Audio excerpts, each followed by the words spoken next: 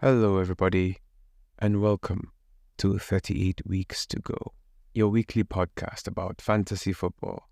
I am your host, Nash, and I'm still reeling over Gameweek 19. I have 11 points on the bench. I messed up, and I thought I had put the Korean guy as my first sub, but he's my second sub. I hope your Gameweek 19 was better.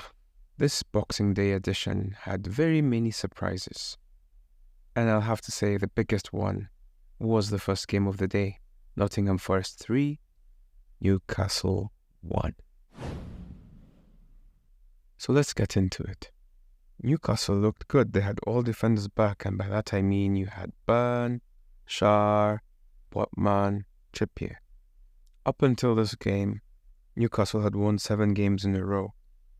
It started off well when Isak won and scored the penalty that gave them a 1-0 lead. At this point, I was sure Trippier is going to give me points and it would be a good day, clean sheet. New manager bounce, guys. New manager bounce. Just before halftime, Elanga finds Wood and he scores. And apparently it's the second Boxing Day in a row that he has scored. One of the things I've noticed about Espirito Santo, Nuno, the manager, is that he loves pace. When he was Wolves manager, Traore was utilizing his pace to the max. I honestly wouldn't be surprised if he signed him.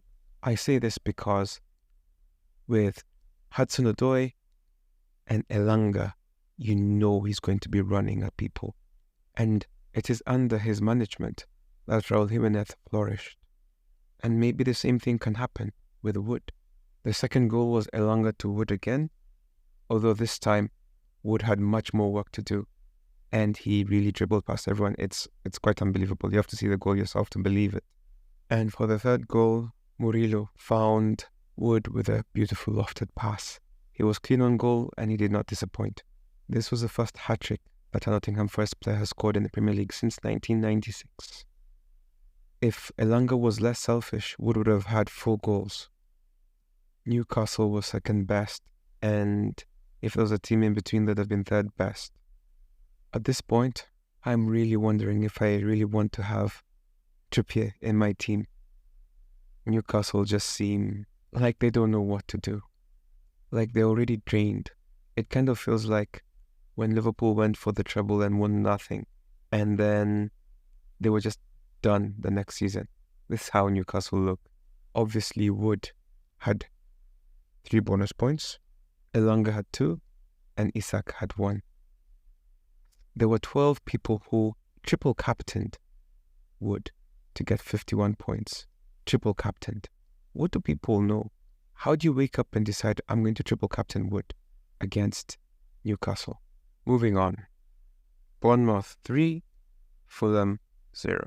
For me, it was a team in form versus a team in half form. At this point, I really want to see Fulham with Raul Jimenez because it seems like they figured something with him, and without him, they've been absolute garbage. They just couldn't get anything going, while Bournemouth, on the other hand, had everything going. It seems like Bournemouth are so deep, it doesn't even make sense. Because in this game, the guy who really stood out was a guy called Scott. He really seemed to get things going. It was wild. The goal scorers were Kluivert, our boy Solanke, and Sinistero scored the goal of the weekend for me so far. Assists came from Brooks, Semenyo, and Scott. Scott had the 3 bonus points. He was immense. He was really, really good. Neto had 2 bonus points, and Zabani had 1. Moving on to Sheffield versus Luton. I had previously said that both teams need to win, and both teams played like they knew this. I must also say that if you listen to the previous pod, then you will know that I picked really well. The suggestions and recommendations I gave, especially for this game week, were mostly spot on. It must be said, this game was scrappy. It looked like a championship game. The goals were ugly. I believe there were 2 own goals in this one. Doughty scored for Luton, and he was a recommendation. Robinson and Slimani scored own goals. For Sheffield, Amdzovic and McBurney scored, off assists from Archer and McAtee. For Luton, the assists came from Sambi and Morris. He had 2 assists. Luton seem to be in inspired form, and if they keep this up, they will no longer be relegation favourites. Although with a new manager bounce, it might be tough to catch up to Nottingham Forest. McBurney had their 3 bonus points, Ahmedovic had 2, and Sambi had 1. Burnley 0, Liverpool 2. This game, the result was never in doubt. Liverpool were favourites. We all knew this, and anyone could have told you that. Burnley made the game difficult, but they still lost 2-0. Salah had about 3 chances to score, but didn't take any of them, which was very painful because he was my captain. And judging by the table, many of you thought the same thing.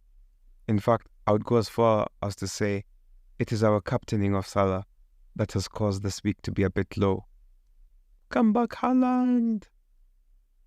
After talking shit about Darwin Núñez, he scored off a Gakpo assist.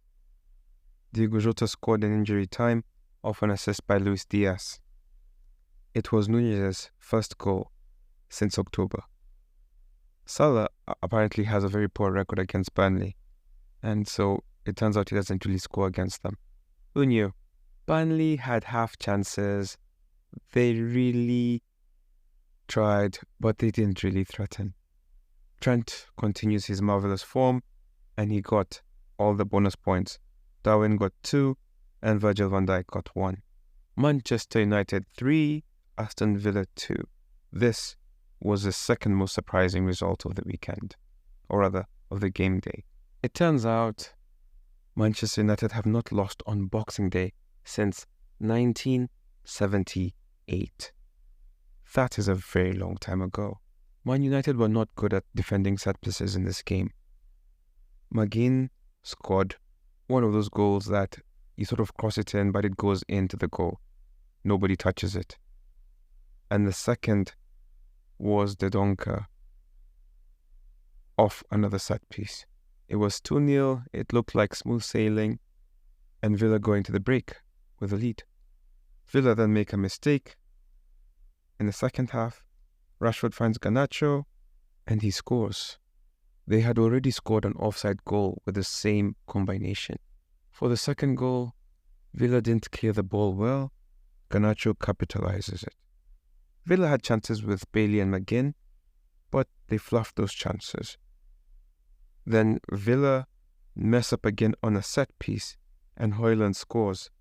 So this game, set pieces weren't really defended well, and Manchester United took their chances.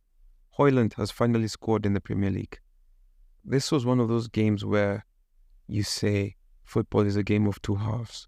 Then Donker got the 3 bonus points, Garnacho got 2, and Højlund got 1. Brentford 1, Wolves 4. In the preview pod, I said Wolves would be the better team. They just felt more complete than Brentford are currently. I am sure they can't wait for January to come and for Ivan Toney to come back if they don't sell him.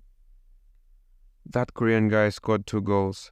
Brentford were horrible. They gave him a goal. Literally, they just gave him a through pass and he just dribbled around the keeper. They gave 2 through passes to Wolves attackers who just said thank you and scored. So this game essentially could have been 2-1. The Korean guy scored 2 goals. Lemina continues to score for the 2nd game in a row. And Bellegarde, my boy, scored the 4th. Wissa scored for Brentford. The assist for Wissa's goal came from Mope. And for Wolves, Sarabia, Totti and Cunha had the assists. The Korean guy had the 3 bonus points, Lemina had 2, and Wissa had 1. Wolves were clearly the better team, and they deserved their win. Chelsea 2, Crystal Palace 1. This game. If you listen to the podcast, you will know that I said Chelsea will win mainly because they've lost their last 2 games, or rather they haven't won their last 2 games, and they were due one. I honestly could not have predicted this lineup. This squad is too big, the rotation is too much.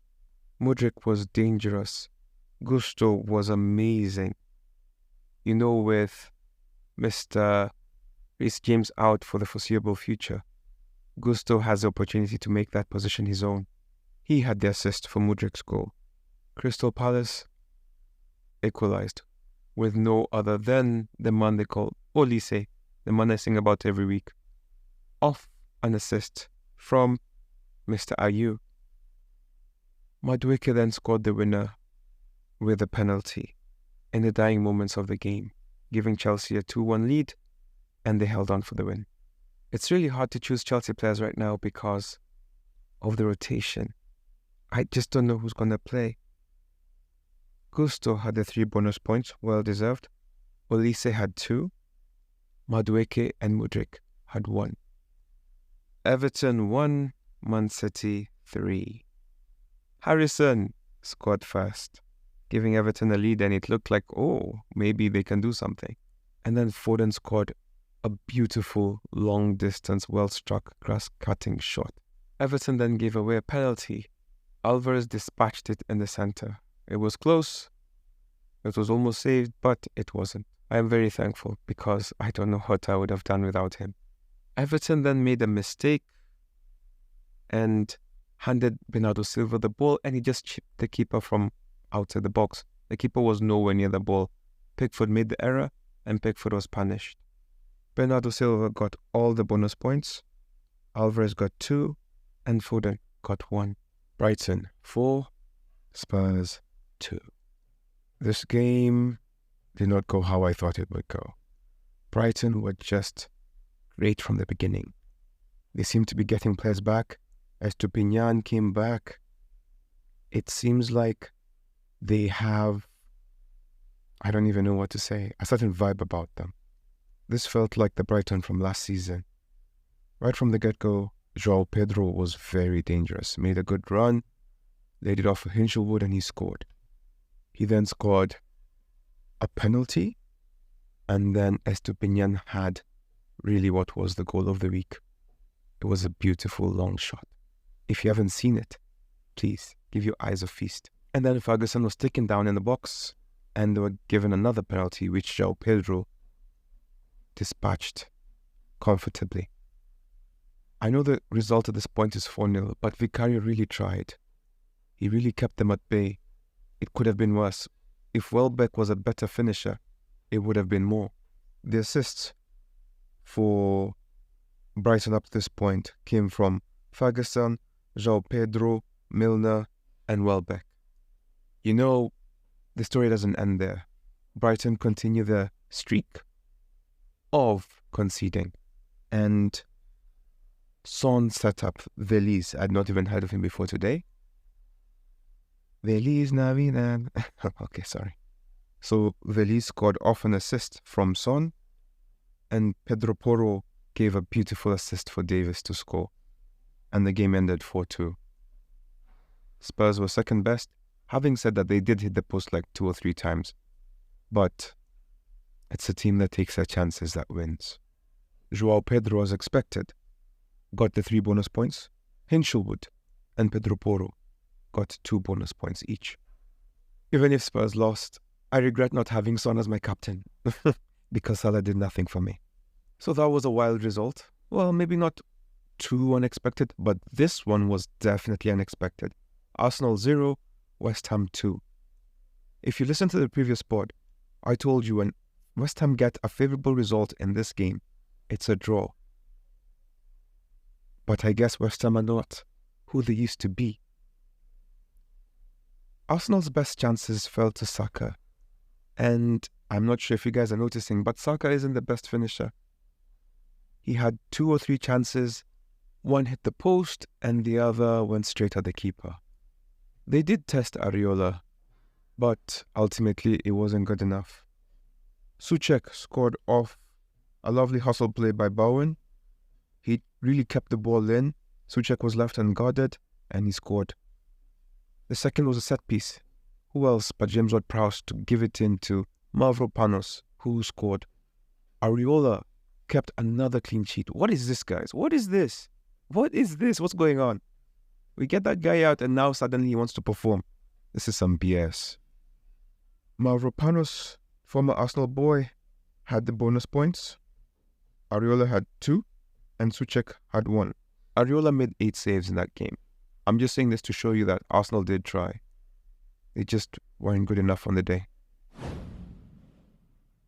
There were 3 clean sheets this game week. Areola, after making those 8 saves and the bonus points, he had 10 points this week. Neto had 9. Raya and Becker had 6.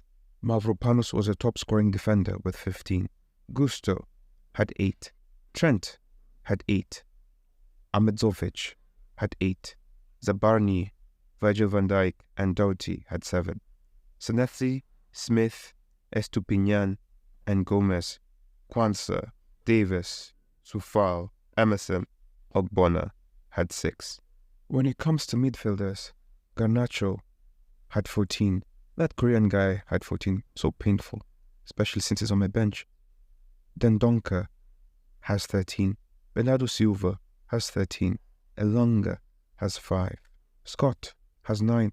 Hinchelwood has 9. Olise has 9. Souček, Lemina have 9. Kluivert, Mudryk, Foden have 8. McGinn, Harrison, Sinisterra, Milner, Madueke, Diogo Jota, and Sambi, and Bowen, Ward-Prowse, Bellegarde have 6. It goes to show that midfield really dominated this game week. When it comes to the forwards, Wood led the way with 17. João Pedro was second with 16.